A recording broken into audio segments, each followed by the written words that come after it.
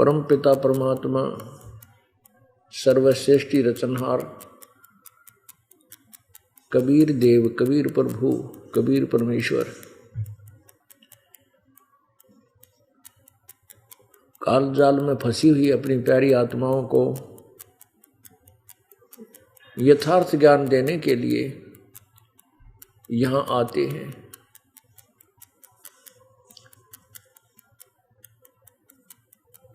यहाँ का जो राजा है, इस 21 ब्रह्मांड का जो मालिक है, स्वामी है, वो ज्योति निरंजन है।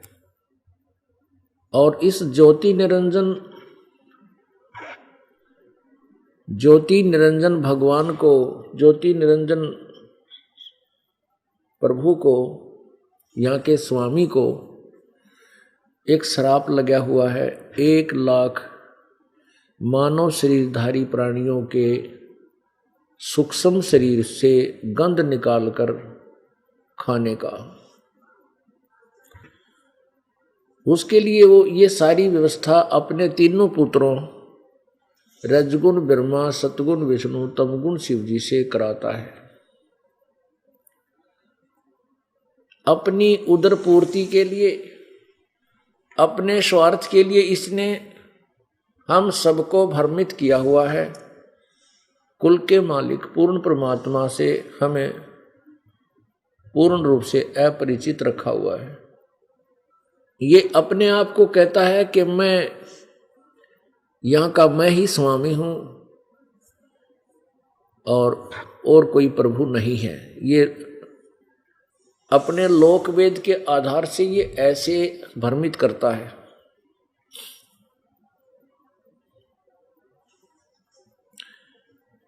इस काल ने एक प्रतिज्ञा की हुई है कि मैं कभी भी किसी को दर्शन नहीं दूंगा, मैं गुप्त रहूंगा। ये मेरा अटल, अविनाशी, अनूतम, ये मेरा अविनाशी अनूतम नियम है, नियम रहेगा। अब ये अनूतम अविनाशी नियम इस काल ने क्यों कहा?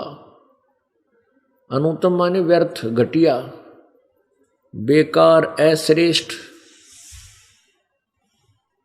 इसने इसलिए कहा कि ये मैं अपने ही पुत्रों से अज्ञात रहूंगा, प्रत्येक प्राणी से मैं दूर रहूंगा।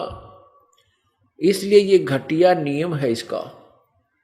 पिता या राजा जो जनता के सामने नहीं आ सकता, वो दोष है उसके अंदर। तो ये काल भगवान जो 21 ब्रह्मांड का स्वामी है, ये स्वयं कहता है गीता जी अध्याय नंबर 7 के श्लोक नंबर 24 और 25 में, ये कहता है कि मैं सबके सामने प्रकट नहीं होता, अपने यथार्थ रूप में, काल रूप में। जैसे गीता जी अध्याय नंबर 11 के श्लोक नंबर 32 में ये कहता है कि अर्जुन मैं काल हूं और सबको खाने के लिए अब प्रवृत्त हुआ हूं, अर्थात अब मैं प्रकट हुआ हूं।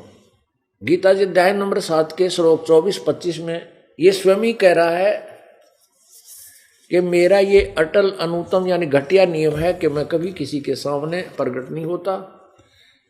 और अर्जुन, ये मूर्ख जन समुदाय जो सामने खड़े हैं, ये मुझे कृष्ण मान रहे हैं, ये मुझे व्यक्ति रूप में आया हुआ माने हैं, ये मुझे कृष्ण मान रहे हैं, लेकिन मैं कृष्ण नहीं हूं। मैं ऐसे कभी जन्म नहीं लेता जैसे कृष्ण और रामचंद्र जी लेते हैं। अब देखिएगा गीता जी अध्याय नंबर 7 का श्लोक नंबर 24 और 25 आपको दिखाते हैं, जो स्पष्ट करता है। ये श्रीमद् भगवत गीता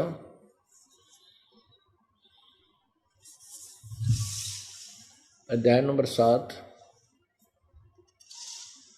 और श्लोक नंबर 24। ये बुद्धिहीन पुरुष मेरे अनूतम अविनाशी परम भाव को नहीं जानते।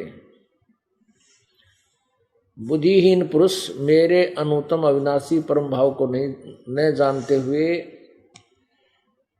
अव्यक्तम, अव्यक्त का अर्थ होता जो गुप्त हो, जो कहीं छुपा हुआ हो, हम हमारे पहुंच से दूर हो, उसको अव्यक्त कहती। मन इंद्रियों से परे मुझ सच्चिदानंद घन परमेश्वर को। ये तो लेखक ने अपनी तरफ से लिखा, अव्यक्तम माम, मुझ अव्यक्त को, यानी मैं छुपा रहता हूं, उस मुझ को ये व्यक्ति भाव में प्राप्त हुआ मानते, मुझे व्यक्ति मान रहे, मैं व्यक्ति नहीं हूं। अब देखो श्री कृष्ण ये शब्द नहीं बोल सकता कि मैं व्यक्ति नहीं हूं, मुझे व्यक्ति रूप में माने, क्योंकि वो सामने व्यक्ति रूप में रहे थे और उपस्थित थे। ये काल बोल रहा है श्री कृष्ण जी में, अपना विराट रूप दिखा रहा है और ये कह रहा है कि ये मूर्ख लोग मुझ अव्यक्त को ये व्यक्त मान रहे हैं, मैं कभी तो ऐसे सामने नहीं आता और ये मुझे एक आदमी मान रहे हैं, क्योंकि काल अन्य को दिखाई नहीं दे रहा था। वहां उपस्थित किसी भी सैनिक को वो काल नहीं दिखाई दे रहा था, केवल अर्जुन को दिखाई दे रहा था। और अन्य जो समुदाय वहां खड़े थे सैनिकगण, वो केवल श्री कृष्ण और अर्जुन ही देख रहे थे, ये क्या बातें कर रहे हैं। अब आपने 24 पढ़ा, अब 25 में स्पष्ट किया है, अव्यक्त के भाव को प्रकट किया है। ये 25वां श्लोक था, अभी आपको दिखाया 25वां, इसका अनुवाद यहां किया इन्होंने। अपनी योग माया से छिपा हुआ मैं सबके प्रत्यक्ष नहीं होता।